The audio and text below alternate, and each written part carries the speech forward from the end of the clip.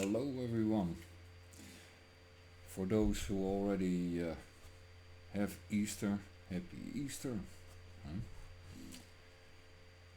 I keep saying something keeps popping up in my mind constantly about the fact that Mr. Putin was also one of those young global leaders. So he clearly knows the WEF agenda, the New World Order agenda, right? And I keep thinking that this whole charade we see with China, Russia, the Ukraine, these new blocs that are forming, the BRICS, I keep thinking that those people on that side in the BRICS, they know very well that this is a, how do you say it, a controlled demolition of the Western Hemisphere. And to the theater, to the outside, it looks like it's a big struggle. But in the background, they all agree, right? Without a new world order, there cannot be peace in Ukraine. We need to, we need to establish a new world order without the United States dominating. Sergei Lavrov, a man that I admire very much. It's the best diplomat out there, really. It is. But yes, a new world order. But still a new world order, right? That's my point. How do they get to this great reset without losing control? Because let's be honest, look in France, right now in the moment, if the governments, the Western governments, lose their control, then what? Total anarchy? I am an anarchist, but I don't believe in lawlessness. I believe in a system. I believe in law and order, but I don't believe in rulers. But we need a system, clearly. So, if this Western society collapses, do you think that they would let their power, their money, their influence collapse with it? How else are they gonna grab back after the great reset, correct? So, yes, in my opinion, this is, on the world stage, it is just one big show, one big theater. Think about the topic geoengineering, and that it's on a global scale. Think about the topic so-called satellites and moon landings on a global scale. They are in league with each other. So I think this is very well stated. It's all about who will be the kingpin of this new world order. But make no mistake, they want you and me and every one of us being under that new world order.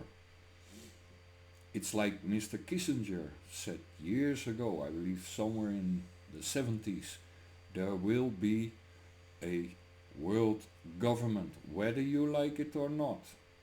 It's only a matter if it will be by conquest or consent. Now think of the strategy.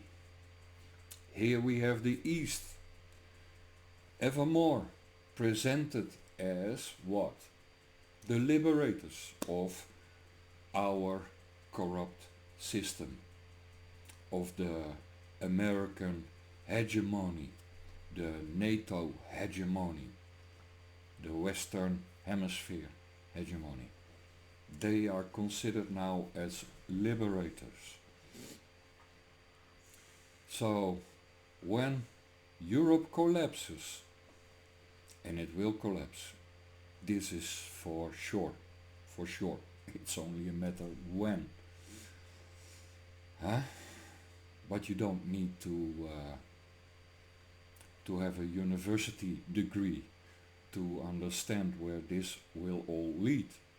You can see it, you can observe it with your own eyes. You can imagine what will happen if you don't have any food, any warmth, any chance of a future with a job, because unemployment will raise, etc., etc. Just think of the Great Depression on steroids, and all of Europe being like the former Weimar Republic, because that's where we are heading. It's that fucking simple. So, what are we gonna do? What are we going to do? Are we gonna watch idly how the destruction of Europe takes place? Let's not worry about the USA, okay? Let's worry about Europe. The USA committed a terrorist attack on all of us, not just Germany, on all of us. They committed a act of war against the European NATO partners. And what is the response? Fucking nothing. Fucking nothing. I am deeply, deeply disappointed, ashamed about how we allow Europe to be under the fascist dictate of Biden and WEF regimes. Really, I am. This never again. Well, you're back in the 30s, baby. This is not Kansas anymore. Yeah, fuck's sake. New World Order and Great Reset. But they are all in it together, people. They are all in it together. And just because they play the games of, the enemy of my enemy is my friend, doesn't make you their friend. No. If we do not speak out and take back Europe in its total back to the people, then you will see like nothing. Like nothing. You can combine, that is, in my opinion, what is coming. You can combine like the Bolshevik revolution, the totalitarian fascist Nazi regime with its Gestapo, etc., all on steroids. Everything that we had in the European countries on steroids in the future, if you do not speak out and reclaim your freedoms. Your freedoms are not freedoms because they are given by a government. They are freedoms because whether you believe in Allah or in God or whatever you want to call it, because you are born. And every living creature on this planet has a right, a as I call it, God-given right to life. Yes, every creature. So, that includes you and me. It's Easter. That's how I started. Huh? Easter. And yes, I saw a meme about the Pope not speaking out against the persecution, the shameful behavior of the Kiev regime against the Orthodox Church. I agree with that meme. I am a Catholic and I agree with that meme.